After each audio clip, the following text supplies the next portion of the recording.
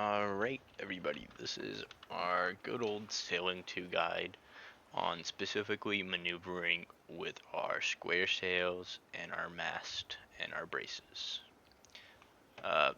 Simpler way to put this is maneuvering with our sailing positions that we talked about earlier, such as trimming, shivering, and abacking.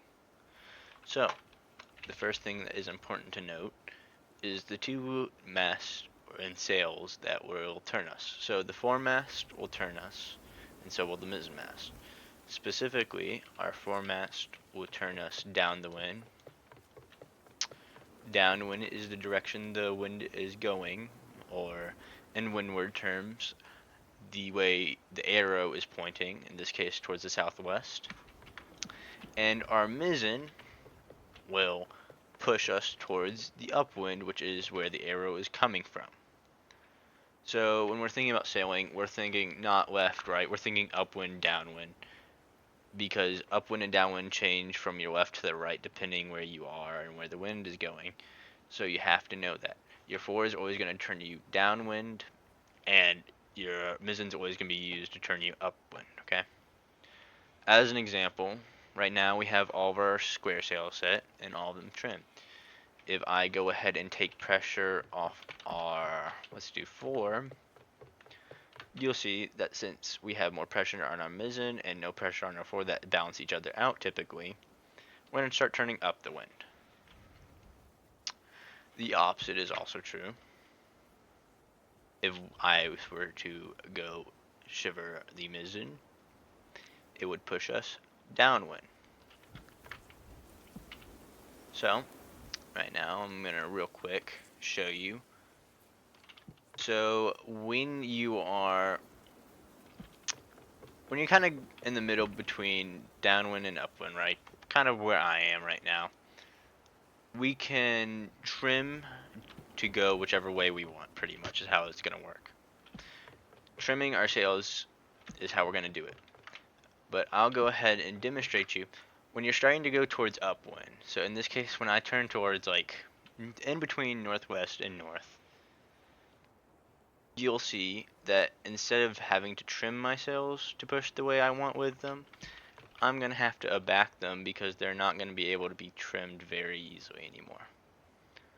And to make this turn faster, I'm going to go ahead and use the helm because I am not going to wait forever for this. But specifically using the sails, you can complete this turn. It would just take a while.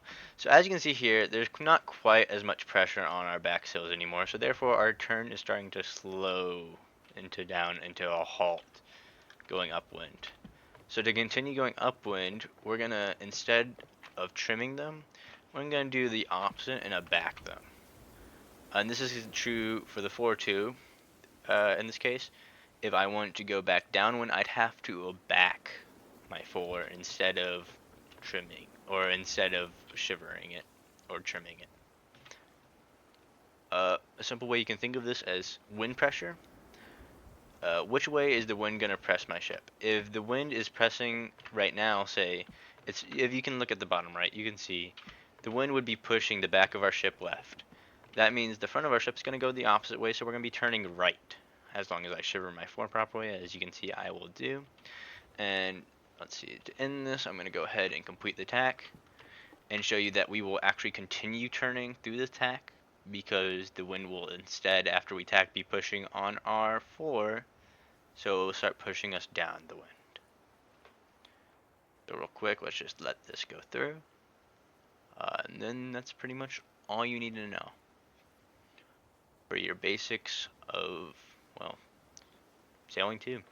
Another thing that I don't know if you've heard mentioned, you probably have if you're up to this point, is tacking and jibing. Tacking is crossing the wind where it's coming from. Jibing is crossing the wind where it's going. Another way to put this is tacking is going across the wind upwind, and jibing is going across the wind downwind. So as you can see, we're going to continue turning right even after our tack here, because it's now pressing on our forward, so it's going to be pressing us downwind. Don't try to overcomplicate things while sailing. And Also, I would also recommend don't undercomplicate them as well.